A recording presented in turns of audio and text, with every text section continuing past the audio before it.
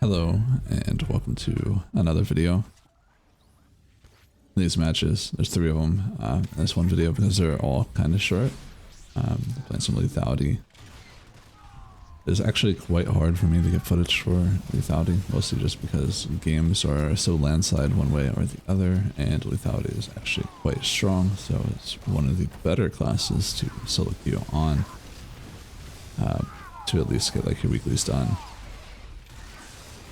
There are some other like really good choices, but this one is definitely quite strong. In this match, I don't really have a great target for dot spreading. They're not really going to stack too much, so I'm kind of like focusing on healing. There are some times that I'm trying to do spreads and do some more damage here, but most of the times I end up either getting countered by a diversion or something else. People end up walking way too far, so it's not really worth it for me to do anything. So in the beginning of the match, I'm really not doing any damage, not trying to heal. Unfortunately, the Mando kind of doesn't take this opportunity of like trying to stay close to guard so he can take less damage and the healing from me. I am running the Toxic Haze heal here, if I remember correctly, so had he stayed in my heal, I would have been able to heal him a lot more.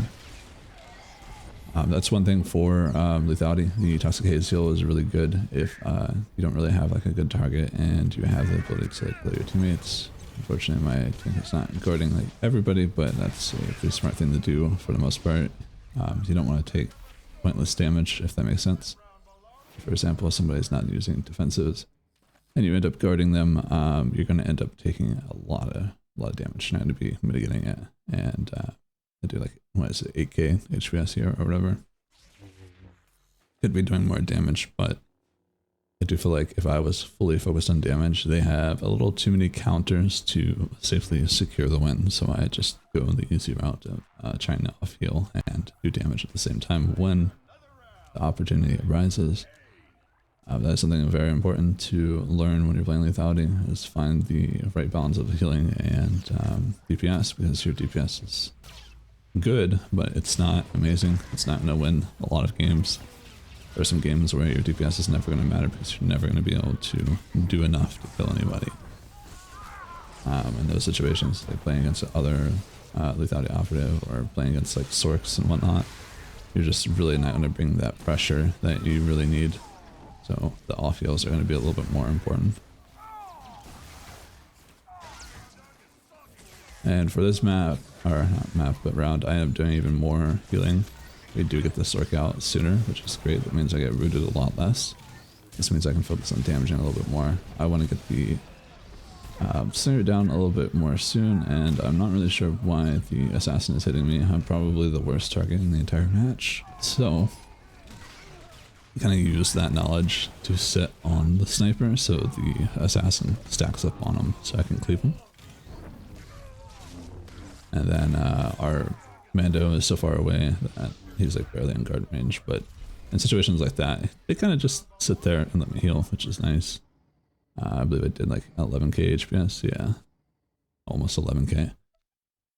Just a little crazy. It is a longer game, but I didn't really have as much opportunities to do damage, and you know, keeping my hots up and my should be my probes, and my ability to heal is a little bit easier. The most damage I got was the 2-man cleave. On this match, I usually just want to make myself the target since we don't have a tank in this situation. It's very common that I'll try to make myself the target, and the only reason I want to do that is because I'm confident in my ability to take the damage and heal.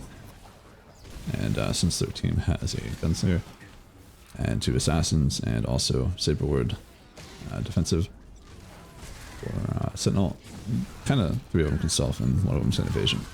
It's not like an amazing composition for me to just sit there and spam Corrosive Assault, because chances are they can just counter it.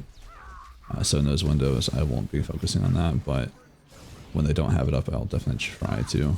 Also just off healing at the same time because our team is a little squishy, but we're going to need the burst. Eventually I could just get out controlled by 2 Assassins. As you see, I throw a dot on him so he doesn't get a free heal. 2 Assassins can be scary for me, so I do want to make sure that I at least keep one of my Assassins up because it'll make a relatively big difference.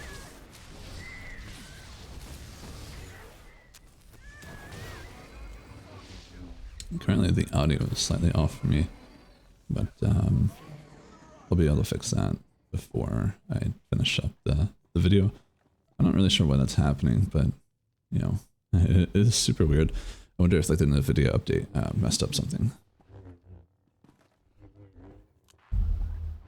And also I let them know that, you know, I'm running Toxic Haze heal. If they want more heals, they can stay in it. Generally your role when it comes to like defensive mitigation, especially if you're going healing, or going for healing, sorry.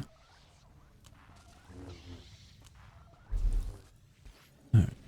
I almost had to sneeze there. I was trying to not sneeze. Not a good thing to do, but well. You usually just want to make sure that when you're making yourself a target, you have your shield probe, which is like a Zorb or whatever.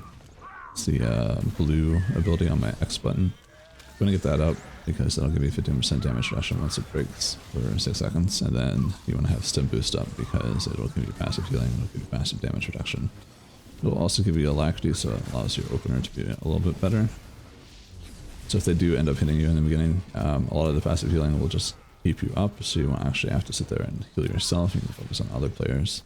Our assassin gets opened up pretty hard on, but I kind of bring him back a little bit and tried to get some hots on our Juggernaut too, but mainly focusing on the assassin because he's a little bit more important. But other than that, this match is pretty much in the bag. There's not much that they can do, and not all the time is it very important to have your all your dots on the target for Toxic Haze. By the way, you can just use Toxic Haze and Lethal Strike. It won't be as much damage, but for the most part, if you only have an opportunity of getting a Toxic Haze Lethal Strike like once, there's really no reason to not. One of the main reasons that you would want to have Toxic Haze up and actually get a spread is to spread your Toxic Blast, otherwise you can manually put your dots on the targets. So especially if you're taking something like Toxic Haze heal, you can definitely use it a little bit more proactively to get those healings for your team.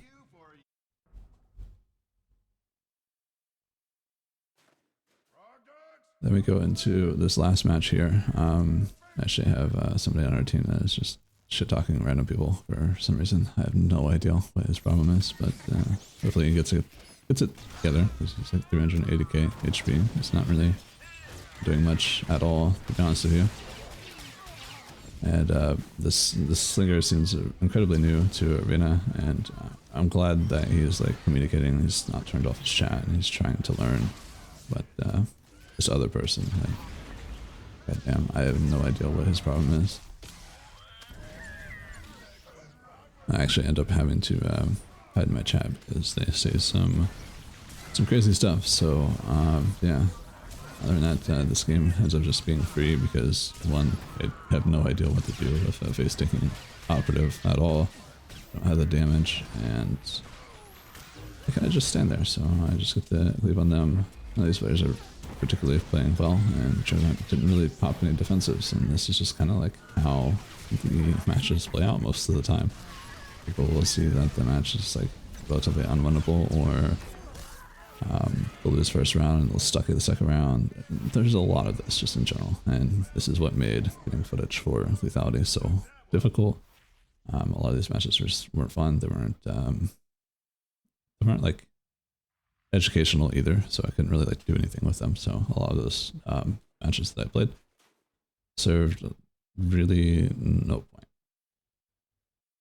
And, like, here's where I say is like he's gotta like calm down. Like, he's not the reason that we're winning here. So I really don't understand why somebody like that needs to make everything so much worse. Yeah, sure, these players may not be amazing, but it doesn't mean that I should be sitting there, you know, putting them down. Anyway, obviously, like, this Juggernaut, this Marauder, like, a lot of these videos that I'm going to make for, like, Arena, I'm going to eventually play Juggernaut, eventually play more Marauder. I have some Marauder clips already. Is really to help them learn how to deal with situations like this. Sure, this match may not be winnable for them, but they can definitely win a lot more matches if they understand how to play and how to pop their defensives and, you know, when to break and stuff like that.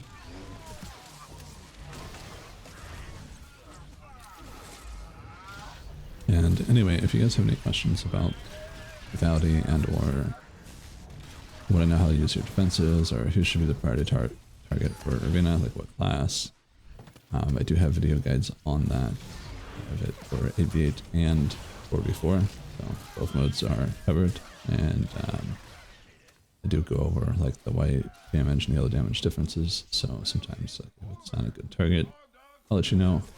Other than that, I hope you guys have a good rest of your day. I'll catch you guys again probably tomorrow.